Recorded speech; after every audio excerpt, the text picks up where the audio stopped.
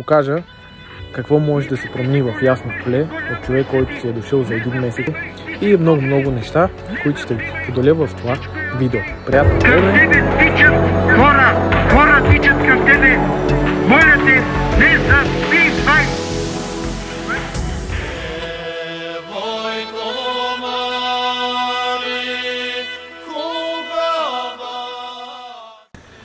Вече се вижда табелата.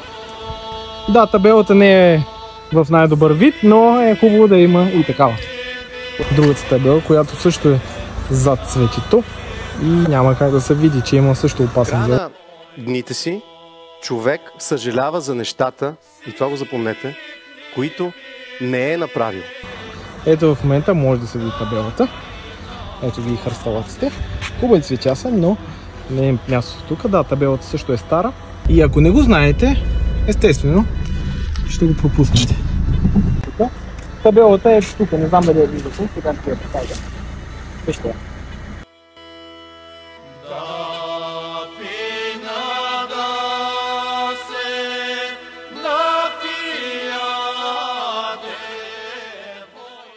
Да, пак не е нова табелата, но е хубаво да се вижда, колкото изобщо да няма такава.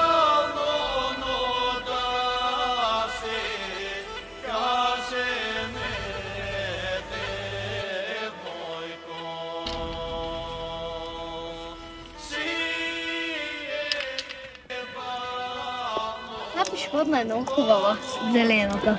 От 20 години насам имаме две табели на ясно поле с българския флаг, както за вход, така и за изход на ясно поле. Виждате и спирката. Нямам възможност да оправя спирката, затова съм дошъл днес за табелата, защото тази табела е за скок, която е даже надясно не се вижда. Ето така трябва.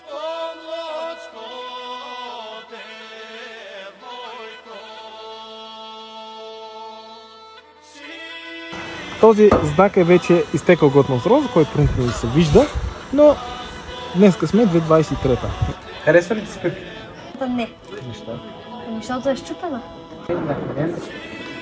Някой да я сними. Да. Здравейте. Ели, кажи здравей. Чичо Енчо, последни думи. Пожелания. Да си жив и здрав.